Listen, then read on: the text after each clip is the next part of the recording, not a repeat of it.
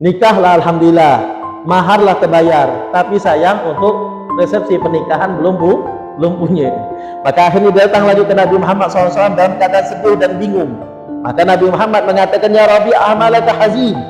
Wahai Rabi'ah, kenapa kau sedih lagi? Maharlah dibayar, nikahlah, diterima sama keluarganya, dimuliakan. Kenapa masih sedih? Maka ketika itu dia mengatakan, ya Rasulullah, ma ra'aitu qauman akrama minhum, radu bima ataituhum wa ahsanu. Wahai Rasulullah, aku ini sama sekali tidak pernah mendapatkan satu qabilah lebih mulia dari mereka. Mereka ridho dengan pemberianku yang jumlahnya cuma sedikit dan memujiku berbuat baik kepadaku. Wa qalu katsiran thayyiban, dan mereka mengatakan jumlah yang banyak yang baik. Tapi satu permasalahan ya Rasulullah, apa itu? Walaisa indi ma'ulim. Lu ini tidak punya duit nak ngadakan pesta pernikahan lah masalah lagi. Orang apa coba? Lihat Allah, cara Allah memanjakan orang ini. Sesuai janji kita, sesuai tema, yaitu tentang masalah pernikahan, fadilah atau keutamaan pernikahan. Kita ketahui bersama bahwasanya Allah Subhanahu wa taala ketika memerintahkan sesuatu, daripada bentuk rahmat Allah, Allah janjikan sebuah kebaikan dalam melakukan hal tersebut. Ya, ini kebiasaannya Allah. Ya, sebagaimana hal tersebut bisa kita pahami dari isyarat dalam hadis Nabi Muhammad SAW yang mengatakan, al-birru la yafna, wadh-dhanbu la yunsa, wad-dayyanu la yamut, faf'al ma syi'ta fakama tadinu tudan. Al-birru la yafna, perbuatan baik itu tidak akan hilang, pasti akan diingat oleh Allah, dan suatu saat kita akan menuai kebaikan darinya, entah di dunia atau di akhirat. Wadzambu la yunsa, namun juga ingat, perbuatan dosa itu tidak dilupakan, suatu saat akan kita tuai hasilnya, baik itu di dunia atau di akhirat. Di dunia membawa keapesan bagi kita, di akhirat bakal diminta pertanggungjawaban dan diancam dengan siksa neraka kalau tidak dapat ampunan. Kalau dapat ampunan, alhamdulillah, bebas gitu. Kalau tidak dapat, neraka tanggung jawab. Na'udzubillah, summa na'udzubillah. Wad-dayyanu la yamut, zat yang maha memperhitungkan ini, yang bakal membahas, yang bakal meneliti dan memberi ganjaran, ini tidak bakal pernah mati. Itu Allah Subhanahu wa taala. Selamanya ada, tidak bakal pernah mati, tidak bakal lupa, tidak bakal pikun, tidak bakal lemah. Selamanya kuat, selamanya ada, selamanya sempurna. Setelah kita tahu kenyataan ini, maka Nabi mengatakan, faf'al ma syi'ta. Kalau lakukan apa yang kau mau. Kalau kau tahu tentang hal itu, silahkan lakukan apa yang kau mau di dunia ini. Fakama tadinu tudan. Sebagaimana engkau melakukan sebuah perbuatan, seperti juga kau akan mendapatkan ganjarannya. Nah, disinilah dia bahwasanya perbuatan baik akan melahirkan kebaikan sekecil apapun, cepat atau lambat. Hanya saja kadang kita ini tidak sabar. Ya, cepat atau lambat. Namun kebalikannya juga, perbuatan baik akan menuai keburukan, cepat atau lambat. Ya. Maka dari situ hendaknya kita memperhatikan hal tersebut setelah kita sadari. Ya. Nah, kemudian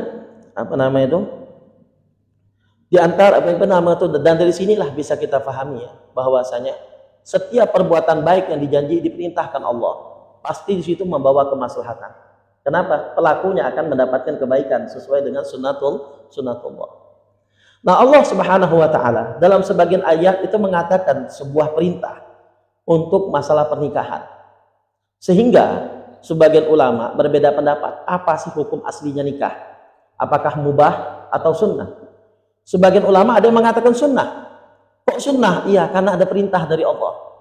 Apa perintahnya? Di antaranya firman Allah, wa ankihul ayyama minkum wassalihina min ibadikum wa imaikum yakunu fuqara yughnihimullahu min fadli. Wa ankihu, dan nikahkanlah. Siapa? Al-ayyama minkum. Siapa al-ayyama yang dimaksud? Mereka adalah laki-laki atau perempuan yang belum memiliki pasangan. Baik yang dulu pernah menikah kemudian cerai sehingga tidak punya pasangan lagi atau ditinggal mati, ataupun mereka yang belum pernah menikah. Jadi diperintahkan Allah untuk dinikahkan. Di sini ada sebuah perintah. Tapi ketika perintah tersebut tidak dibarengi dengan tekanan atau tidak dibarengi dengan ancaman orang yang melanggarnya, maka ini perintah, tandanya ghairu muhaddad. Artinya perintah yang tidak keras, yang hukumnya lahir sunnah. Ya, apalagi dalam ayat yang lain Allah memberikan pilihan. Tanda perintah tersebut adalah sunnah, di dalamnya ada pilihan. Ayat lain Allah mengatakan fadhihu ma tabalakum minan nisa'i matna wa thulatha wa ruba'. Silahkan kalian nikahi perempuan-perempuan yang baik untuk kalian. Ulama ahli tafsir mengatakan yang baik, yang halal untuk kalian. Yang kufu, yang halal untuk kalian. Nikahilah. Baik itu mau 2, mau 3, ataupun 4. Tergantung kemampuan kalian masing-masing. Karena ada pilihan, ulama usul mengatakan ciri-ciri perintah itu hukumnya sunnah. Ketika di dalamnya ada pilihan, maka hukumnya sunnah. Nah, seperti ini. Atas dasar ini, maka hukum nikah adalah sunnah. Ya, hukum nikah adalah sunnah. Nah, setiap yang diperintahkan Allah, baik itu sunnah ataupun wajib, pasti akan menuai kebaikan kalau kita lakukan. Itu sudah menjadi konsep ajaran agama Islam. Maka Allah merintahkan nikah, Allah siapkan fadilah bagi orang yang menikah. Apa di antara fadilahnya? Di sini disebutkan juga lanjutan daripada ayat tersebut. Wa ankihul ayyama minkum wasolihina min ibadikum wa imaikum. Nikahkanlah orang-orang yang tidak punya pasangan di antara kalian, serta orang-orang yang soleh daripada hamba sahaya kalian atau daripada budak-budak perempuan kalian. Sehingga ketika kita mendengar kok budak tidak punya harta disuruh nikah, tahu budaknya bukan budak Pontianak, juga bukan budak Lembang, bukan. Tapi yang dimaksud adalah budak orang yang kemerdekaan hidupnya dihilangkan karena sebab mereka adalah orang kafir dulunya yang kalah peperangan, kemudian dijadikan hamba sahaya. Dengan pertimbangan mereka dijadikan hamba sahaya tersebut sebagai bentuk peringatan bagi mereka karena berani memusuhi Islam. Nah, hamba sahaya ini kalau kita pikir, jangan kena punya duit atau nak punya harta.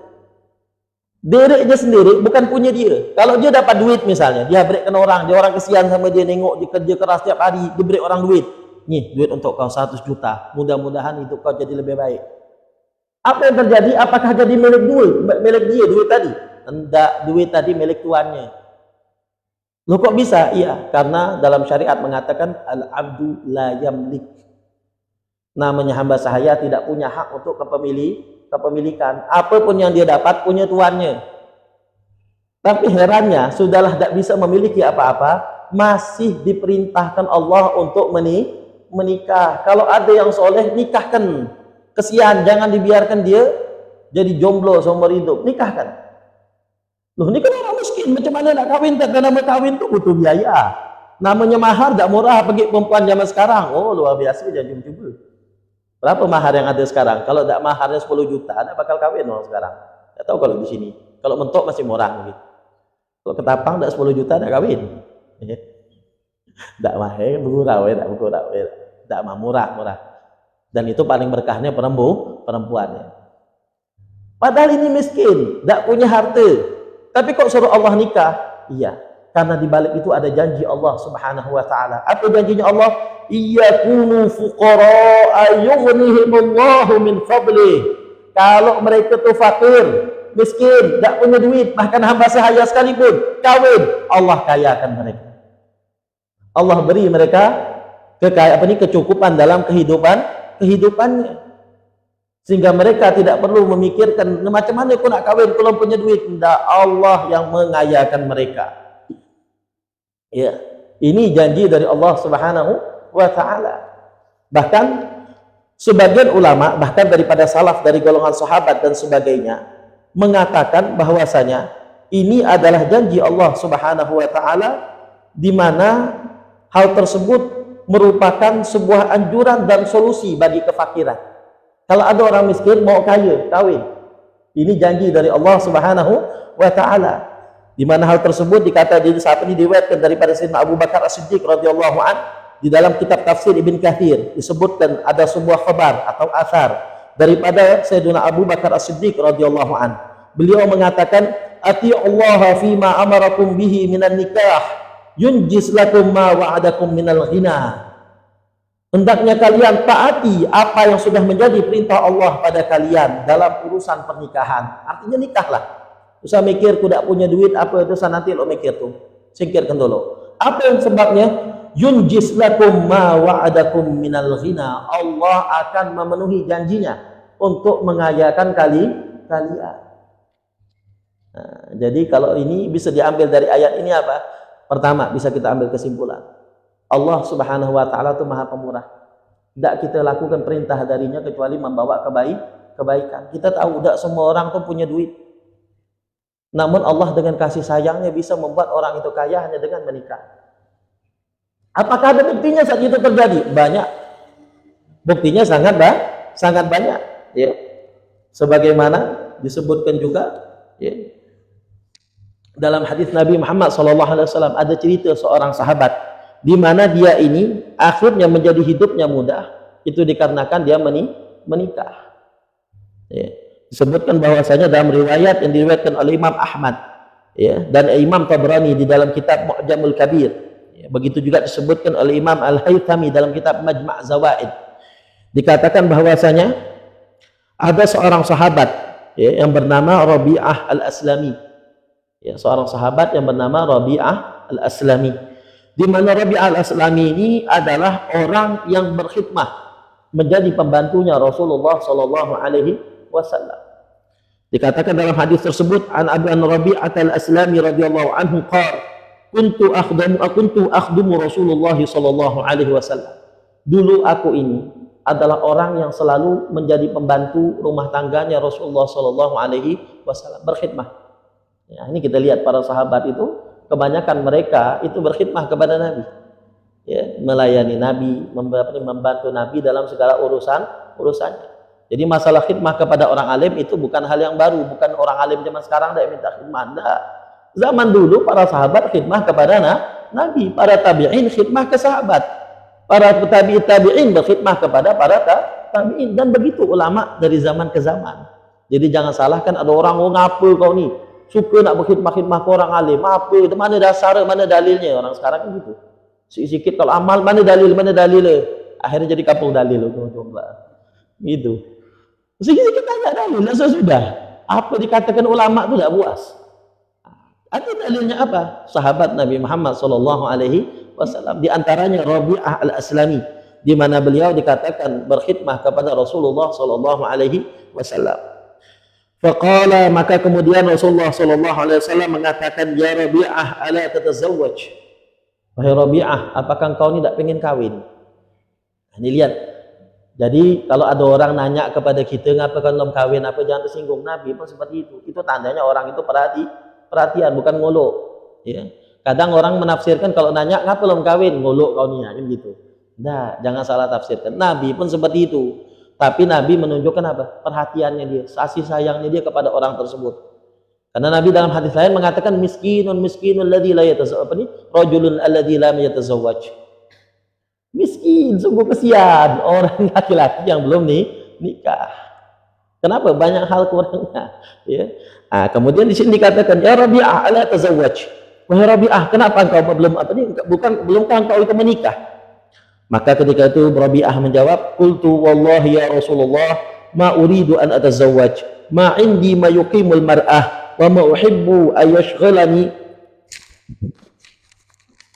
ma uhibbu ayyushghilani anka syai' fa'arada anni thumma raja'tu ila nafsi. Wahai Rasulullah, demi Allah, aku ini tidak ingin menikah. Kenapa? Pertama, alasannya aku tidak memiliki apa yang bisa aku berikan kepada perempuan tersebut. Jadi takut miskin, tidak punya duit, alasannya karena tidak mau nikah. Ngapa? Tidak punya duit. Nah, sama lah macam kita, kurang lebih lah. Wa ma uhibbu ayyushghilani anka syai', dan aku pun tidak mau disibukkan dengan lain selain dirimu. Kalau aku nikah, aku ini akan berhenti dan tidak maksimal khidmah kepadamu. Sedangkan aku ini suka khidmah kepadamu, wahai Rasulullah. Kalau aku nikah, ya berhenti. Namanya orang nikah kan sibuk dengan keluarga.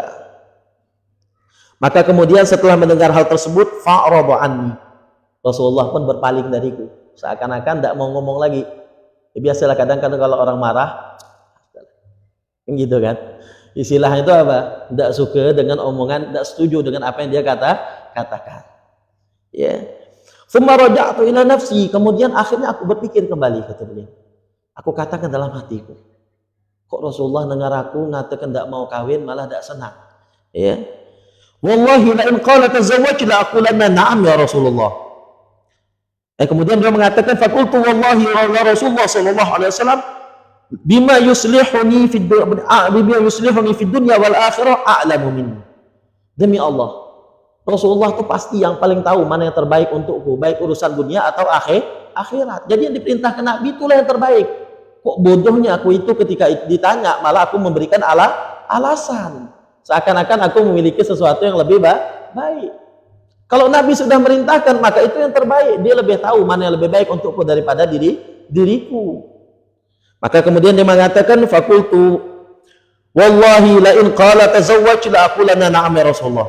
Maka dia mengatakan, demi Allah, kalau seandainya Rasulullah sekali lagi bilang kepadaku, mau nikah atau enggak, maka akan aku jawabkan, aku mau menikah.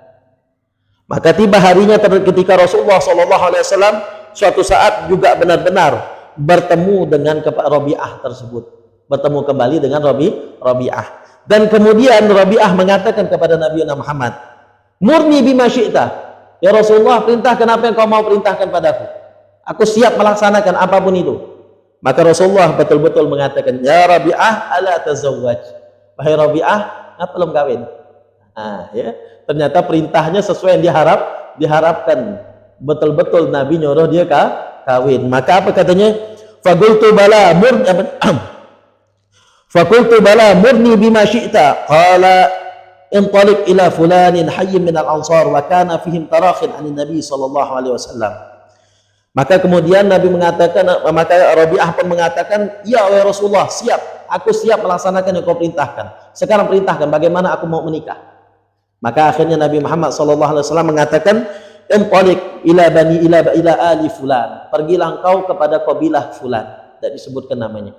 Karena apa? Memang karena orang Arab itu masalah pernikahan mereka itu tidak suka disebutkan nama keluarga perempuannya, ya, dan nama perempuannya. Jadi sengaja dirahasiakan karena mereka orang Arab sensitif masalah perempuan. Ya, kita tahu orang Arab itu kalau kita sengaja nanya kabar istrinya padahal kita tidak kenal, itu mereka tersinggung. Hanya macam mana kabar ente, macam mana orang rumah ente, baik tak? Masih baik, apa semua, itu mereka tersinggung. Jadi kalau tanya kabar diri aja, jangan tanya kabar istrinya, mereka tersinggung. Mereka sensitif masalah perempuan. Maka sama, zaman Nabi pun sama, jadi di sini dirahasiakan, jadi harap maklum ya, yang penting kita tahu inti kisahnya. Pergilah engkau kepada keluarga daripada kabilah fulan, yang dimana kabilah tersebut salah satu kabilah daripada desanya orang Ansor. Wa kana fihim tarakhin anin Nabi sallallahu alaihi wasallam, di mana di antara mereka itu masih ada hubungan dengan Nabi Muhammad sallallahu alaihi wasallam dan mudah memenuhi apa yang dipinta oleh Nabi. Karena mereka ini apapun yang dipinta Nabi, mereka akan secepatnya melaksanakan. Maka kemudian Nabi mengatakan, faqul lahum inna Rasulullah sallallahu alaihi wasallam arsalani ilaikum ya'murukum an tuzawwijuni fulanah. Katakan kepada mereka, wahai Rabi'ah, sesungguhnya Rasulullah SAW telah mengutusku kepada kalian dan memerintahkan kalian menikahkan aku dengan salah seorang perempuan dari kalian. Jadi suruh Nabi untuk nikah dengan Bani Fulan tersebut. Maka akhirnya yang namanya Rabi'ah itu fadhahabtu, dia pun akhirnya pergi kepada kabilah tersebut dan menyampaikan apa yang diperintahkan oleh Rasulullah SAW. Padahal ini tidak punya duit nih. Tak punya duit, tak punya harta, ya macam gitulah, macam jomblo-jomblo sekarang, kerja lo punya duit, lo ada, nak kahwin pusing tujuh keliling. Apa yang merintahkan ini Nabi? Kalau orang lain merintahkan kahwin, tak wajib hukum kita kahwin. Tapi kalau Nabi kahwin, wajib hukumnya, sampai kita melanggar dosa. Apa tak sawan ya? Tak punya duit, Nabi merintah kahwin, datang ke kabilah fulan, tanya Nabi bahwasanya akan memerintahkan aku untuk menikahi salah satu perempuan dari kalian. Akhirnya beliau memberanikan diri, nekat sudah pergi kepada kaum tersebut.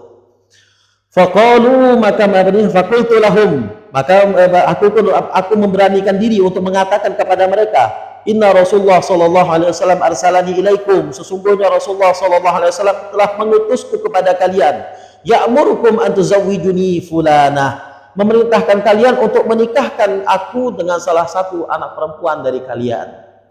Faqalu, maka mereka qabilah tersebut menyambut dengan hangat. Mereka mengatakan marhaban bi Rasulillah wa bi rasuli Rasulillah. Siap, kami terima, ahlan wa sahlan, sini wahai Rasulullah, dan sini wahai orang utusannya Rasulullah. Kami siap, perempuan mana yang kamu mau, silahkan nikah. Nah, ini memang para sahabat itu dengan Nabi tidak ada nolak-nolaknya ya. Jangan macam kita, kalau kita ni ketika ada orang minta ke anak kita pikiran macam-macam, tidak seperti Nabi. Kalau Nabi minta sekali pun langsung dipenuhi ya. Dan para sahabat itu tidak ada berani nolak apa dari Nabi. Apa dari Nabi siap mereka laksanakan. Walaupun kita pikir macam mana bisa jadi, mereka tidak nanya. Ini menunjukkan apa? Tingkat keimanan para sahabat itu luar biasa. Tidak macam kita lemah. Kita jangankan diperintahkan yang aneh-aneh, diperintah yang mudah-mudahan masih banyak komen. Perintahkan siwak, setengah mati ngelakukan siwak. Baru siwak. Padahal baik untuk kita, masih sulit, luar biasa ngelakukannya.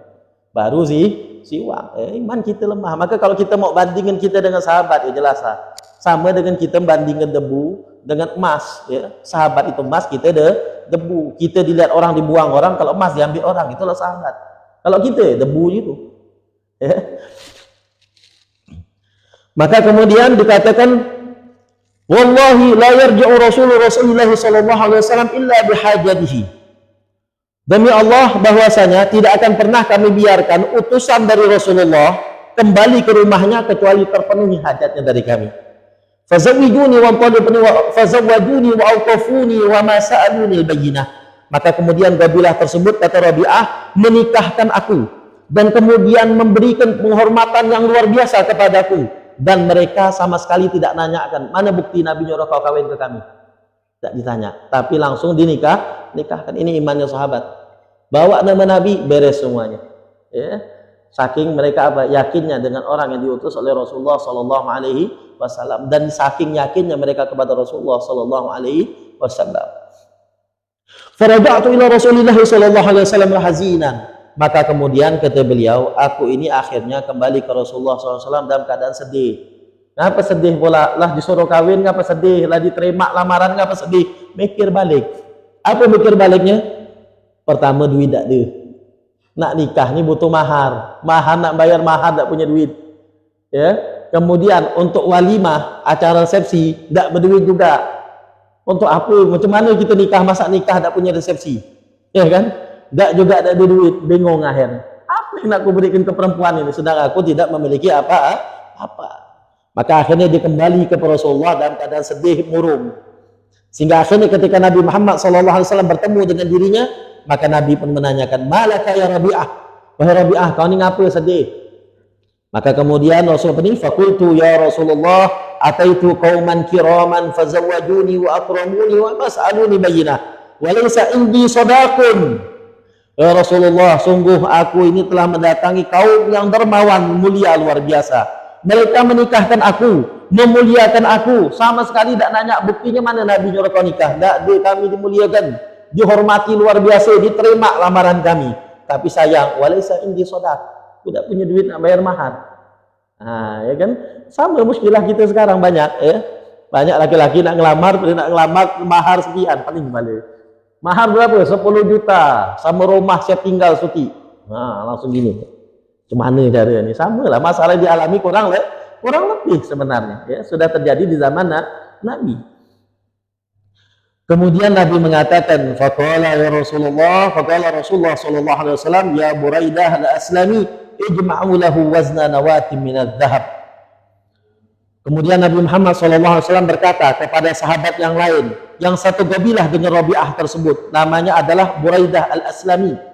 Buraidah al-Aslami ini satu kabilah dengan Rabi'ah al-Aslami.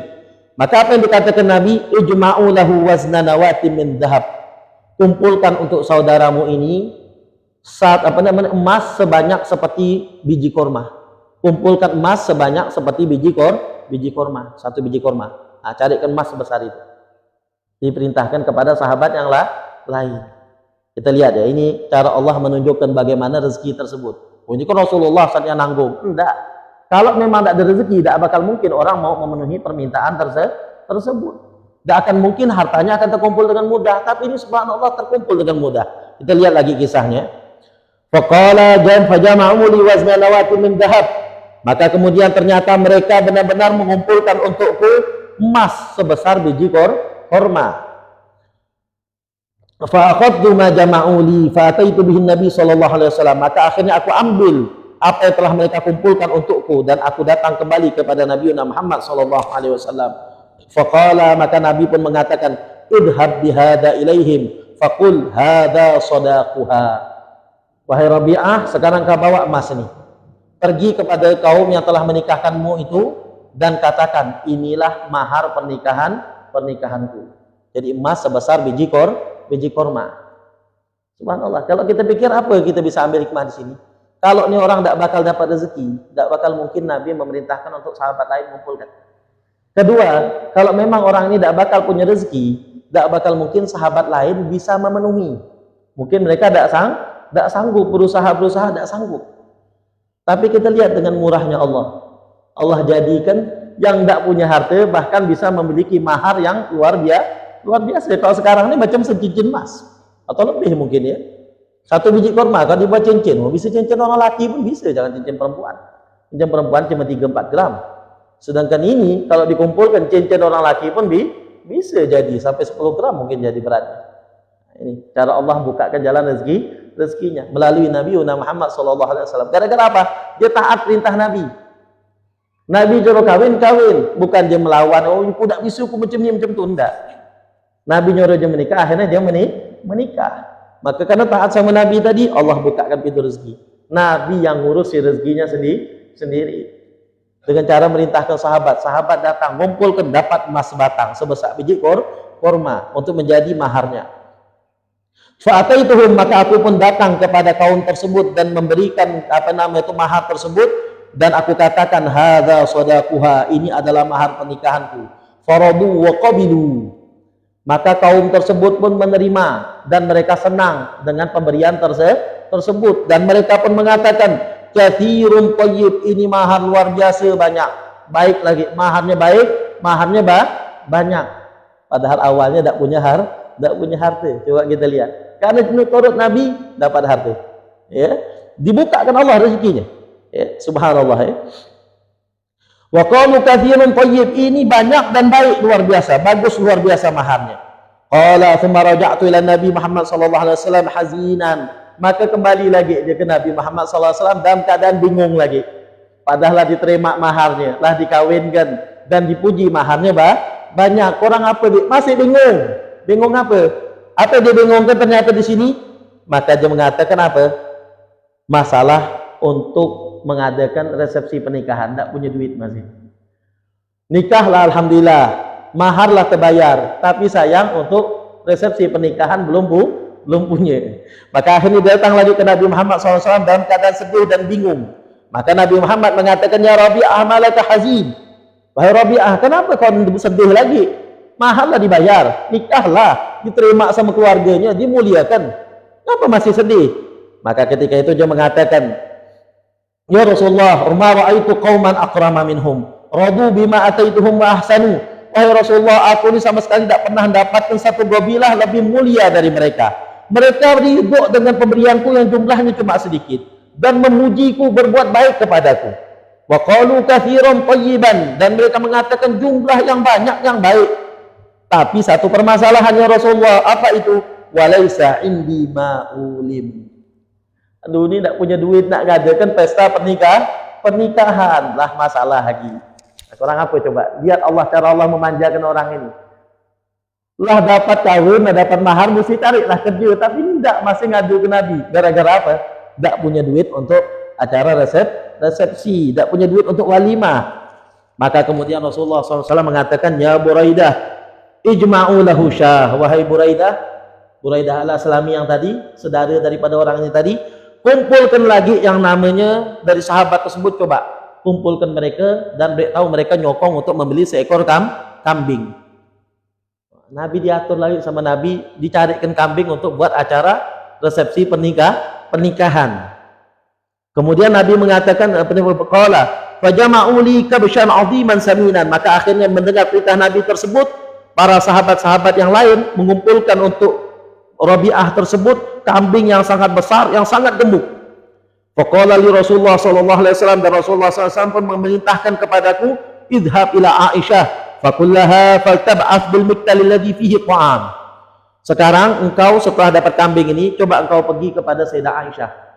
Kasih tahukan kepada Sayyidah Aisyah, hendaknya dia memberikan engkau satu miktal. Miktal itu satu raga. Raga yang terbuat dari anyaman daun kurma. Macam kita ni raga terbuat dari apa? Dari daun apa? Daun nipah lah ya. Apa orang tua orang zaman dulu lah. Ya kan? Buat raga. Hendaknya kau datangi Sayyidah Aisyah dan katakan kepada Sayyidah Aisyah, hendaknya dia memberikan engkau satu raga yang di dalamnya berisi makanan.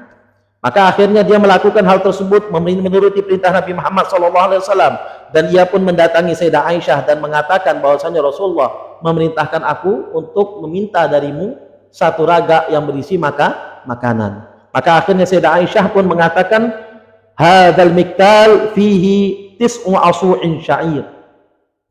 Ini raga yang diperintahkan oleh Rasulullah. Di dalamnya terdapat 3 kantong, 3 sok daripada syair. Syair itu ya tepung gandum, ya. Tepung gandum yang biasa dibuat roti, dan itu makanan pokok macam kita 3 karung beras lah. Satu raga itu isinya 3 kampil beras. Kalau bahasa kitanya, dibahasakan bahasa kita. Sudahlah dapat kambing, dapat lagi beras, dapat lagi gandum digunakan untuk masak, ya. Maka apa yang terjadi? La wallahi in asbaha lana ta'amun ghairuhu khudhu. Kata Sayyidah Aisyah, nanti demi Allah, kalau nanti kami punya makanan lain yang bisa kau ambil, silakan kau ambil. Ini bukan hanya ini yang bakal kami kasihkan. Kalau ada yang lain, kalau Nabi minta, silakan ambil. Coba lihat di sini Allah Subhanahu wa taala mudahkan rezeki bagi orang yang menuruti perintah Nabi. Sudahlah diberi Nabi satu raga makanan, satu raga gandum. Kata Sayyidah Aisyah, nanti kalau ada yang lain bakal diberikan lagi. Jangan takut.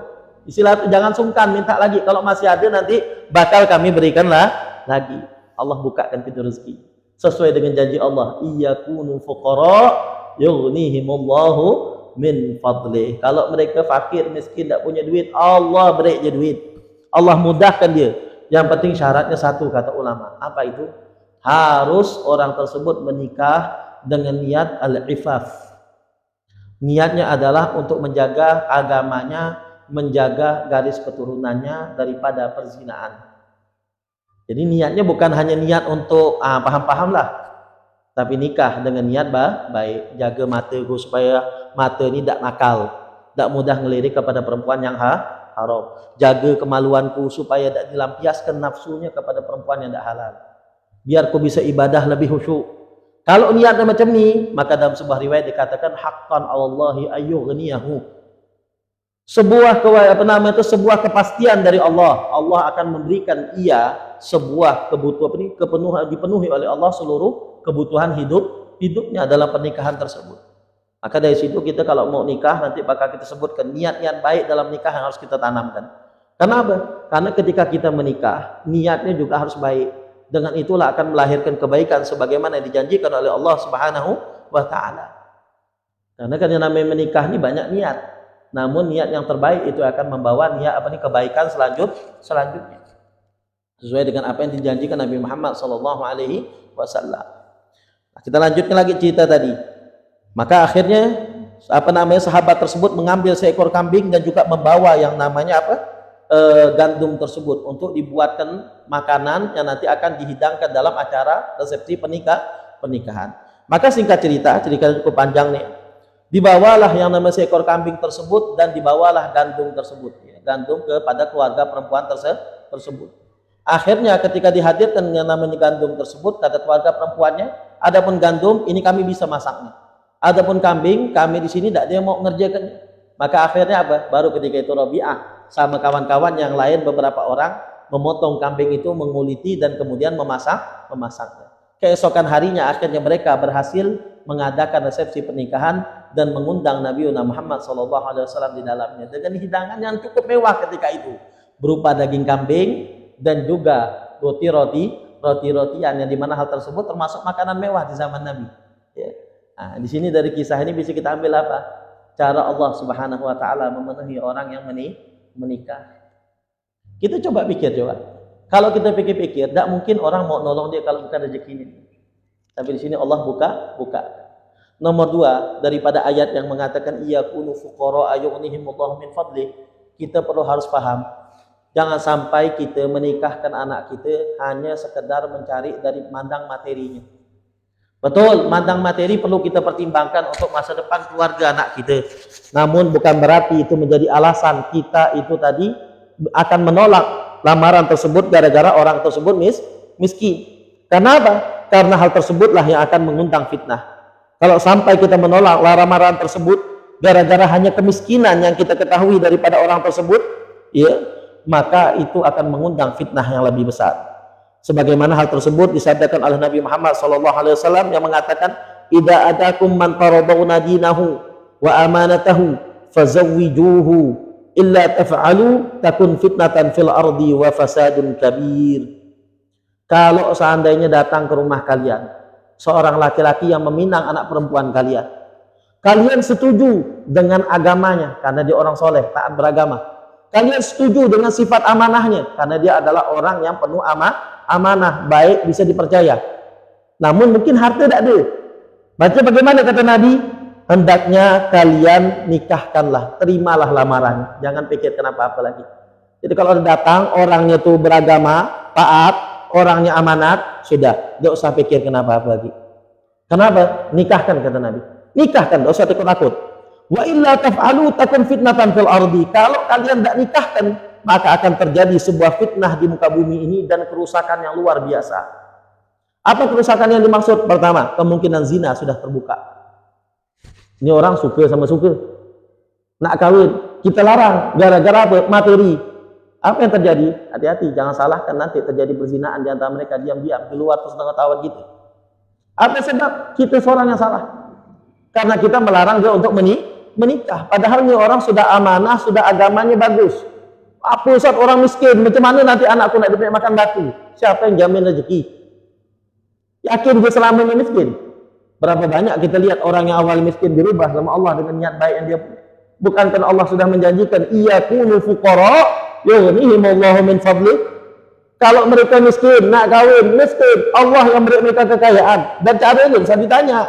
Allah tahu, Allah Maha Kuasa dan Allah Maha tahu bagaimana cara Allah mengayakan hambanya. Tidak usah kita nak ikut-ikutan ngatur.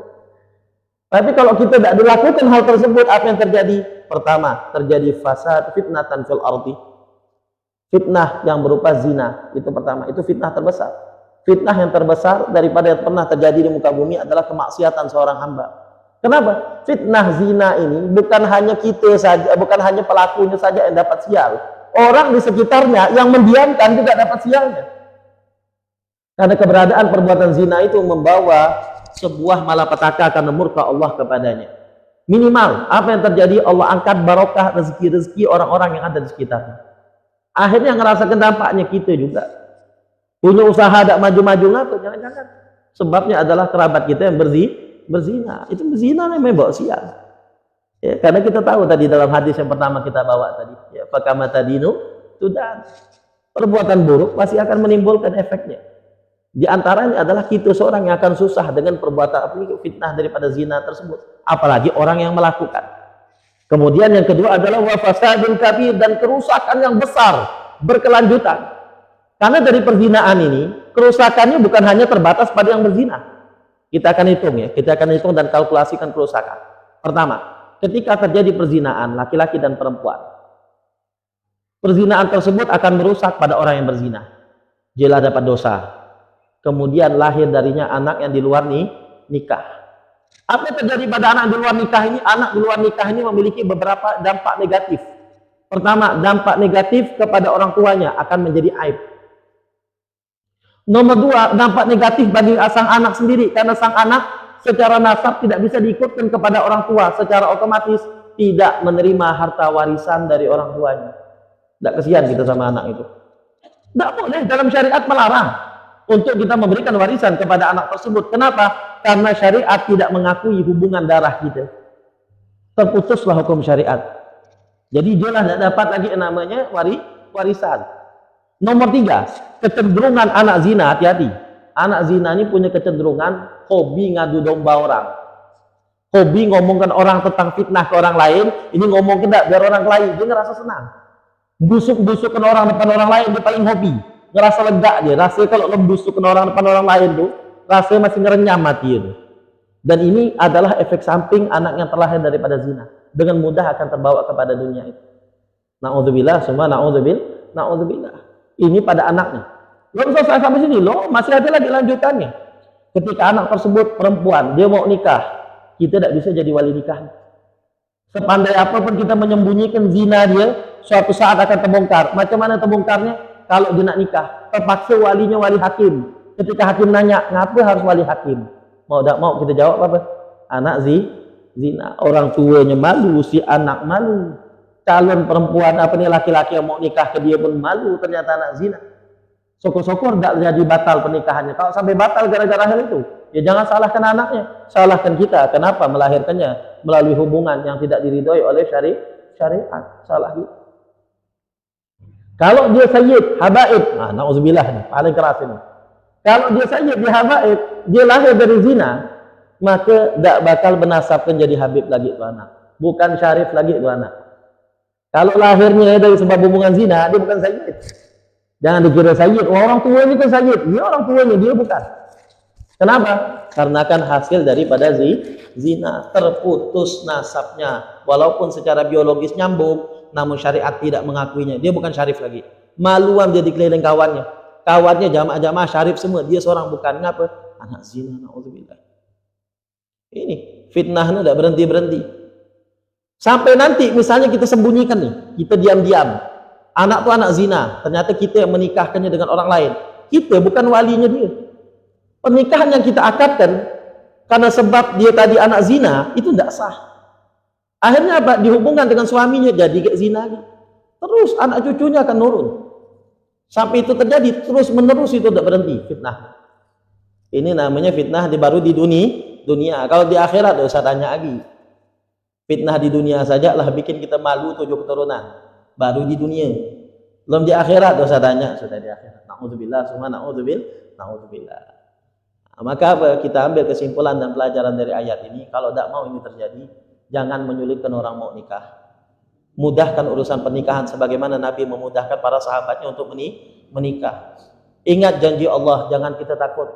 Mungkin sekarang anak tersebut belum kaya, tapi siapa yang jamin? Ya kan? Siapa yang jamin dia tidak sukses? Siapa yang bisa menjamin dia tidak bakal kaya? Tidak ada. Semuanya di tangan Allah. Kalau Allah nak merubah semalam, tidak bisa jadi nasibnya berubah. Tapi kalau Allah seandainya tidak mau merubah, mau kita kaya macam mana pun, kalau Allah jadikan miskin, semalam tidak miskin kita. Maka jangan terlalu kita sensitif masalah hati. Boleh tak tapi saat kita mempertimbangkan hati? Boleh ya. Namun sekedarnya, jangan terlalu memaksakan. Kalau memang anak kita lah suka, anak tersebut agamanya baik, amanatnya sudah baik, jangan terlalu dipersulit. Harta bisa dipikirkan selanjutnya. Namun amanah dan agama dan akibat daripada tidak menikah tidak bisa kita tanggulangi dengan mudah. Maka nikahkan, dipermudah agar tidak terjadi fitnah dan kerusakan yang berlanjut ya, seperti itu.